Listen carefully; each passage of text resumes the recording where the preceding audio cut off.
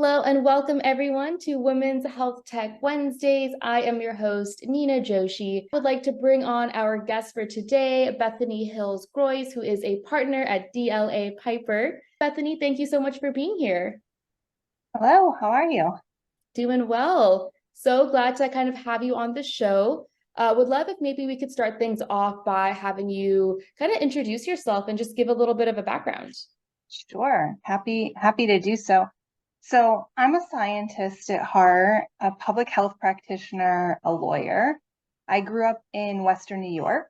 I have roots in Buffalo. I went to school at the university. I got a joint master in public health and a law degree back in the early 2000s. And since then, I've been practicing law in New York and New Jersey. I live in North Jersey with my husband, three children, and a brand new puppy, a French bulldog. So I stay busy. And I'm also an investment advisor, an angel investor, and an LP in a couple of venture funds. I think we're going to talk about that some in our discussion. That is incredible. What a very busy and fulfilling life it seems. And before I ask any more questions, I have to ask, what is the name of your new puppy? His name is Blue, and it's That's because cute. he's one of those gray color and he has blue eyes. That So is, I love that. yes. That's so cute. Awesome. Would love if you could share a little bit more about your, personal journey and really the experiences that have led you to kind of pursue a career in law. I know that you mentioned that you also, studied public health. So really curious to kind of see your journey that has kind of led you to the law profession. Absolutely. Yeah, I didn't know any lawyers growing up, so my story is not one that's, the family full of lawyers and judges and, talking about arguing cases at the dinner table. And instead, I grew up surrounded by healthcare and science. That's what was in the blood and the interests of my family. And when I decided to go to graduate school, I had to make a decision. Was I going to get a PharmD, an advanced pharmacy degree, or attend law school? And I really felt drawn to law school, mostly to diverge and try something different. But honestly, I struggled with the way the legal framework views the world, especially compared to science. The answers and resolutions to problems in a legal context come from a really different problem solving approach than the scientific method. And it was pretty uncomfortable for somebody who is a scientist at heart. Things in the chemistry lab tend to blow up or explode if you do them wrong. And often the answers in law are not predetermined and are really dependent on factual circumstances and timing and how convincing you are in front of a judge, even if that doesn't seem like the right answer. And so that felt very uncomfortable. So I was looking for an opportunity to really blend my interests and found a group of professors and students within the School of Medicine and Health Sciences. And they were all talking about developing a program to accredit a school of public health at the University of Buffalo. And so I quickly left at that opportunity. I thought, okay, now I can involve science and math. And I was part of a group of us that were, as they say, building that airplane while flying it. So we were doing the coursework. I was taking public health courses, epidemiology, biostatistics, but then we were also documenting that and submitting accreditation paperwork. So luckily, they did get accredited before the degree was actually granted. And so I have a joint degree in law and public health. So I was, one of the first cohorts of students to do that, and really had found my sweet spot. That was what I was looking for, that ability to do science and law and regulation and policy all together. And then at the end of all of it, it was such kind of a blissful time. I realized, oh wait, I have to have a job. So what am I going to do?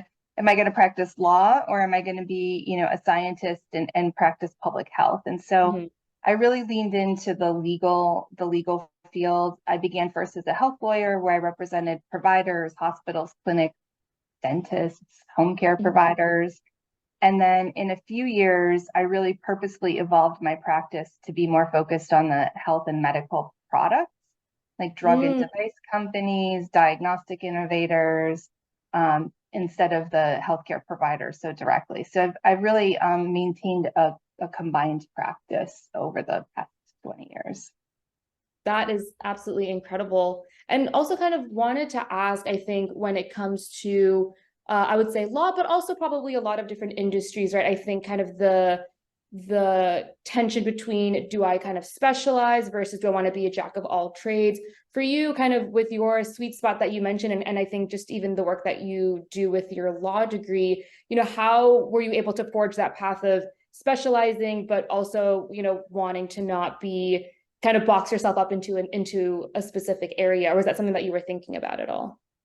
Yeah, I actually actually avoid specialization and any kind of silos at all costs. I Mm-hmm. really resist labels and being boxed in. And so for the first 10 years of my professional career, I was kind of on a pretty big pendulum. It would swing, Mm-hmm. really far to one side. I would be doing a lot of representing of the providers. And then, it would swing and I would represent a lot of the life science and health tech companies. And it like a pendulum, the way physics Yeah. works. It just sort of kind of like slowly found my way to this, center point where I really do feel that I've landed in the middle, and Mm-hmm. I've blended the two between health law and representing the providers, and more of like a life tech FDA practice where I represent Yeah. the product companies.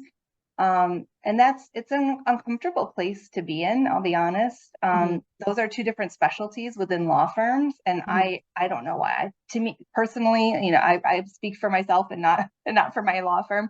I don't think those specializations really serve the needs of clients. No client Mm-hmm. comes through our door and says, like, I need you to, tell me the health law rules that apply to my situation, or tell me the FDA rules. They say, I have this problem, help me, right? Mm-hmm. It's very generic. And so I am primarily an FDA regulatory lawyer. I'm the vice chair of our FDA practice at DLA Piper, but I really practice at that intersection. When you think about the pendulum, or maybe even like a Venn diagram, the Yeah. things that really need FDA expertise, health law. I bring my science expertise to bear. I do a lot of collaboration and licensing related work and IP.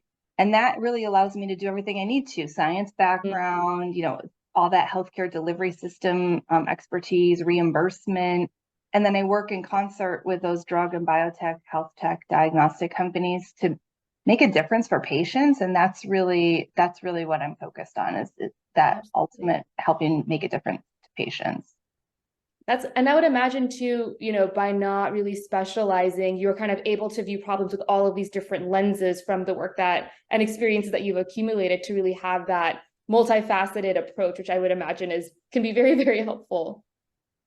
Yeah, I actually, I'm aware of a number of different PhD programs and advanced graduate programs that are focusing in the science of what's called team science, right? Where you would bring Hmm. different expertise from different scientific realms together, because a team science approach is more likely to have a different result, and I mean, usually a better result than if you just brought a chemist to the table, or a Mm. biologist to the table, or a physicist to the table. And so I think about the idea of multidisciplinary work a lot, and that's one of the reasons I continue to practice in a law firm, in a really big law firm, is because I get the chance. I have at DLA thousands of Mhm. legal colleagues to sort of choose from, to collaborate with, and so that means that we're doing multidisciplinary stuff all the time. That's incredible. Yeah, I would imagine that having, a whole variety of different perspectives is always, a good thing. And I also wanted to touch base a little bit on something you mentioned a little bit earlier when you started law school, and kind of your own framework and kind of what that looks like. I would imagine that, mission-driven mindsets are really important, I would say, not just in a legal career, but really, I would say all careers. So for you, like, how did your personal values and this sense of purpose contribute to your professional growth? Was it kind of a paradigm flip for you? How did you kind of take your purpose and your own inner mission and apply it to the work that you do? Yeah, I always say be yourself. When I'm Mhm. talking to myself, I say be Bethany. Just be who you are. I think the days of, decades ago, when a career in a single specialty or a focus. You worked for a single employer and got that, special watch at the end of 50 years of your time. I mean, all of that is just really long gone. And I think good riddance, right? I mentor lots of law students, public policy folks, people who are interested in life science regulatory or quality careers. And I always tell them the same thing, regardless of, how they're getting there. You have to do what interests you. You have to have passion about what you're doing every day. And so you have to take a step back. It's really not about like what that career title is or what's going to go on your LinkedIn profile, right? Who do you want to work with? What are the issues you want to be involved in? How do you want to spend your days? And then you build a career around that. People talk about portfolio careers, right? A little of this, a little of that. And all of those things really benefit you, regardless of the educational tools that you acquire, like whatever your degree is, and whatever particular path led you there. The experience and honestly, if you don't show up every day really excited about what you want to do, it's not going to work. We actually, for me, and the number one criteria in hiring, when I do a lot of recruiting as administrative in our practice and have throughout my career, that's really the first impression. If you're not really engaged or interested in what we're talking about and like passionate about the clients and passionate about the patients and have a passion towards the interesting things and see how all these different things connect together, then I feel like it's not gonna work, because we have really challenging careers as lawyers, long days, a lot of pressures, a lot of tight deadlines. And so you need to be able to really love what you do to overcome some of those downsides of the profession. So that's really the advice to lawyers. But regardless, the same advice holds true. Absolutely. And I like how you kind of framed it as think about the life that you want, what brings you joy, and then find opportunities that really allow you to do that. Exactly. That's incredible. And so now I wanted to ask you a little bit, kind of speaking of your amazingly portfolioed career, I wanted to ask you a little bit, kind of, if you're going to put on your angel investor hat for a second, what kind of motivated you? What was really the catalyst for you to kind of also pursue this path in being an angel investor? Was there anything that kind of inspired or drew you to this role as well? So I have to be really honest here. Successful professional women don't talk freely about money, about investment opportunities. It's not the kind of thing that you share tips with your colleagues about, or go out to dinner and talk about how you're creating generational wealth. There's a societal norm that makes it very awkward. And I've tried. I've test run this, so I can tell you I've gone through the awkwardness on behalf of all those listening. That it's very strange to be sitting around with a group of women and start talking about a recent investment that you just made, or a cool startup company that you're really interested in, and you wonder if they've experienced anything like that, or have they seen these kind of things in diligence. People think you're nuts. But I also, as a lawyer, circulate in often a male-dominated set of circumstances.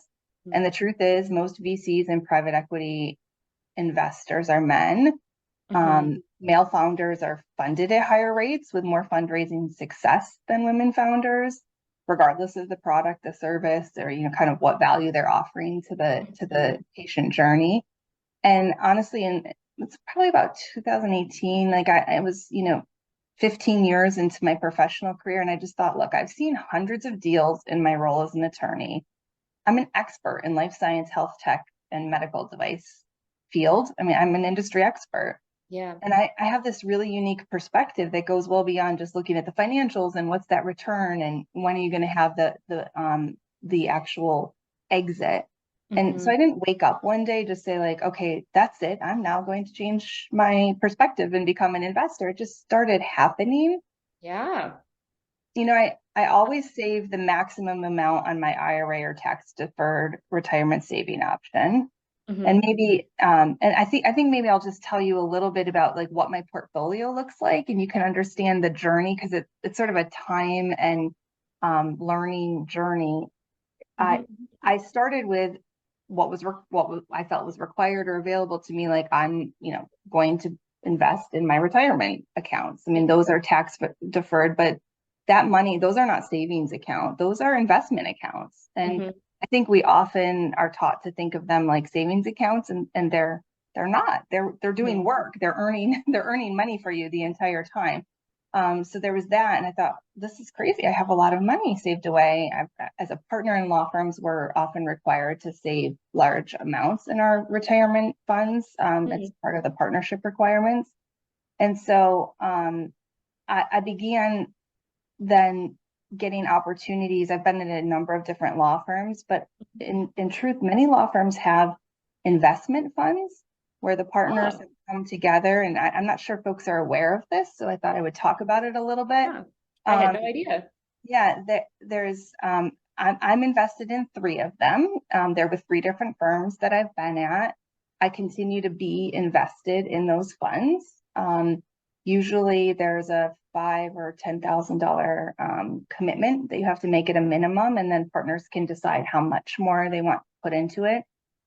It's a fund that's structured with GP and LP, so it is essentially a little mini, very a smaller VC fund is really what it is. And they make investments into promising startups. Usually they're clients of the firm.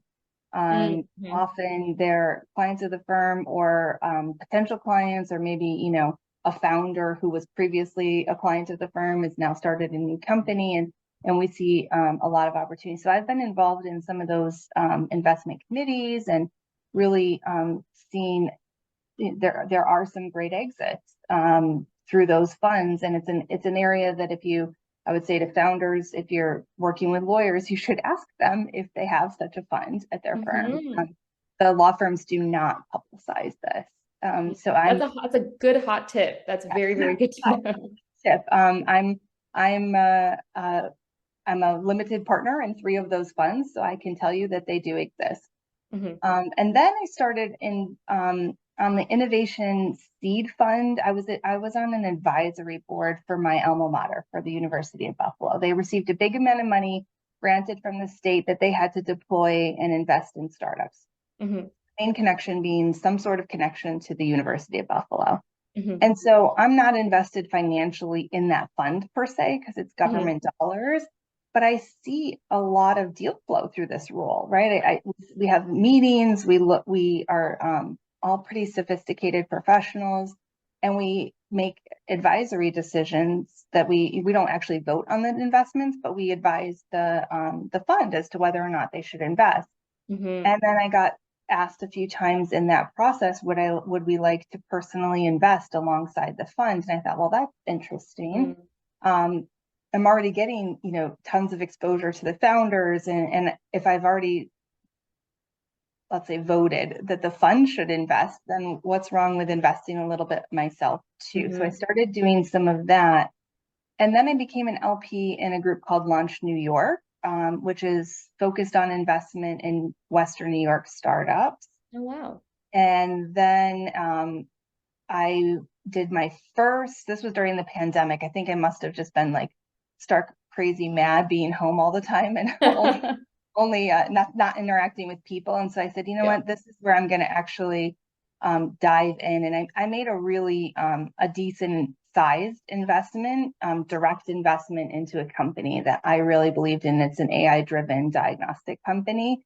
And it's an area where I really understood what they were doing. I saw a lot of upside to their process. I was really impressed with their progress.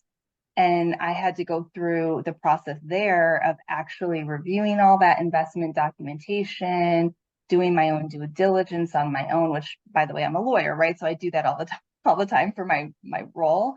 And so I mean, by the time we got to sort of the beginning of 23, I thought, wow, this is really interesting. I have, done a whole bunch of different things. And all of a sudden recently I've been asked to be on the board of a number of companies. So there's 3 companies that I'm in the process of getting brought onto the board, which will offer equity compensation.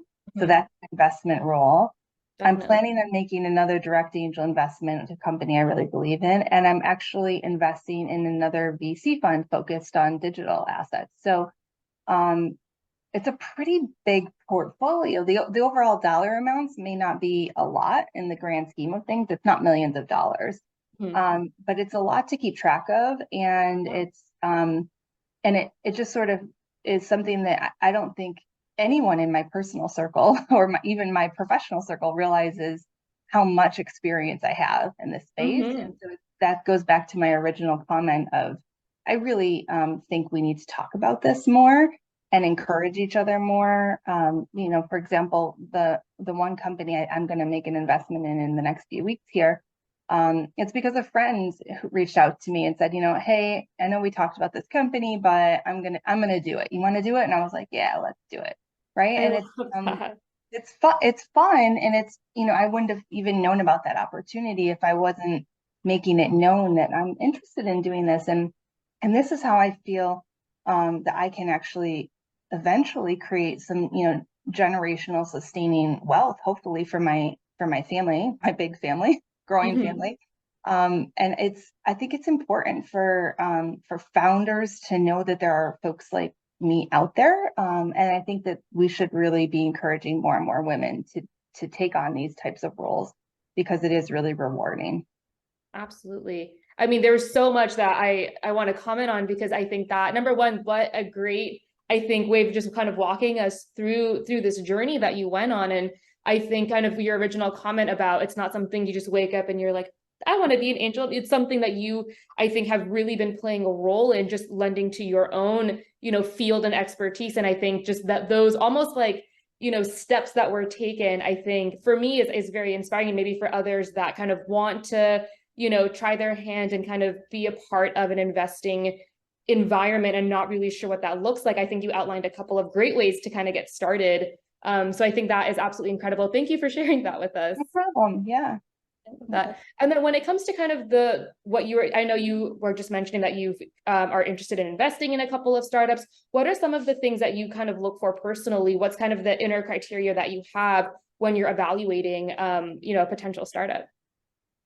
So this is another, me being honest. If I sit and look at that journey that I just told you, it feels a little unfocused, right? A little schizophrenic, like, oh, there's this, and you're doing that and that. And so I decided this is not going away. This is something that interests me, this idea of investing and being a part of it. And so I really sat down.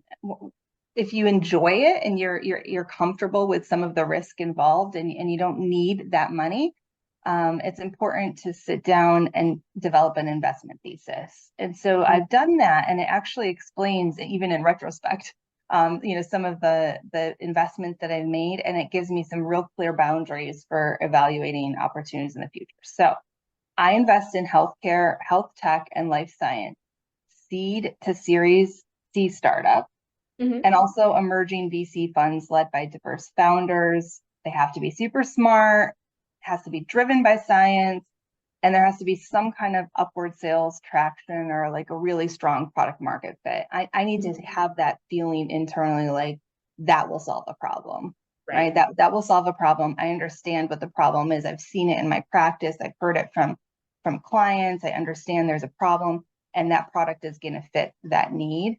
If Mm-hmm. it meets all of those criteria, then there's another layer, which is I'm an active investor. There's only a couple of scenarios in that journey where I'm not actively contributing more than just money.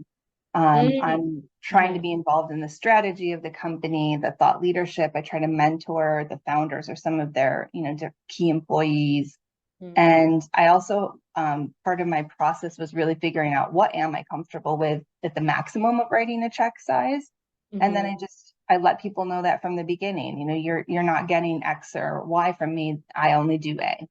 Right. And then I feel really much more confident, and I'm really more willing to invest. I also, I mean, it's certainly helpful if I know another investor, or if I Mm-hmm. have a direct relationship to the company or the founders. But I've looked at this sort of thesis or investor profile pretty regularly every few months and just make sure that it's consistent with what I'm doing. And then it allows me to easily say, and I don't know if anybody else has this, but people will send you things on LinkedIn or, reach out really randomly. I have this great idea. I want to tell you about it. We're raising money. And I appreciate the effort it takes to do that.